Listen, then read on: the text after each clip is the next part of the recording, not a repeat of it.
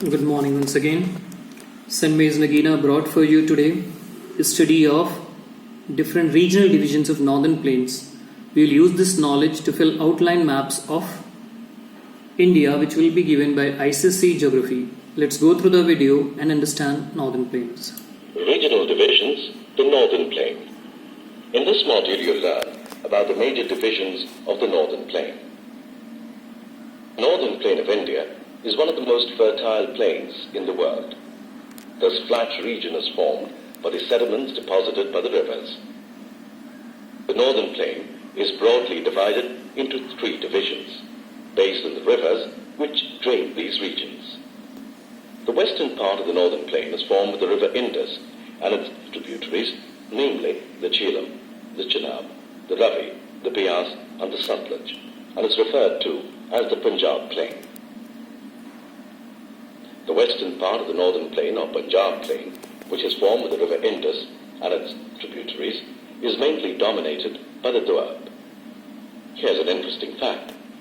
The part of a plain lying between each pair of rivers is referred to as a Doab, meaning land between two rivers. The part of the plain lying between the rivers Ghaggar and Tista is known as the Ganga plain. The Ganga plain spreads over the states of Haryana, Delhi, UP, Bihar, Jharkhand and West Bengal. The part of the northern plain lying in Assam along the alluvial plain of the Brahmaputra river is known as the Brahmaputra plain. The Brahmaputra river flows through Assam before it merges with the Ganges river and heads south to the Bay of Bengal. According to the variations in relief features, the northern plain can be divided into four regions: the Bhabar, the Terai, the Bhangar, and the Khadar. The rivers, after descending from the mountains, started depositing pebbles in a narrow belt of about 8 to 16 kilometers in width, lying parallel to the slopes of the Shivaliks.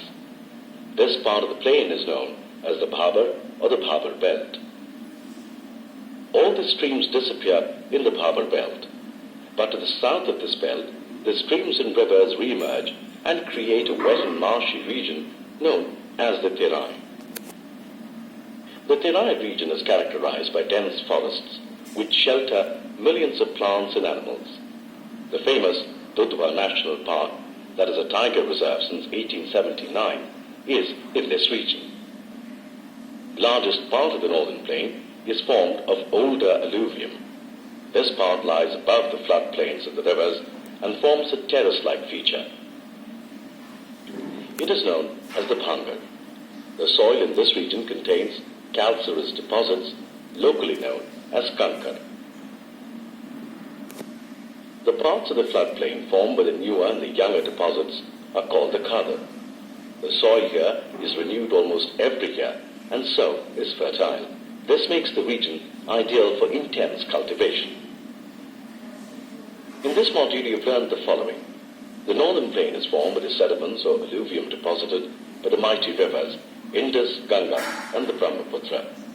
The northern plain is broadly divided into three sections based on the rivers which drain these regions. The western part of the northern plain formed by the river Indus and its tributaries is referred to as the Punjab plain. So we have to use the part of the plain lying between each pair of rivers is referred to as the Doab, meaning the land between two rivers. The part of the northern plain lying between the rivers Ghaggar and Tista is known as the Ganga plain. The part of the northern plain lying in Assam is known as the Brahmaputra plain. According to the variations in relief features, the northern plain can be divided into four regions: the Bhabar, the Terai, Bhangar and Khadar. all this information we have to use and we have to fill the maps for coming chapters. Goodbye.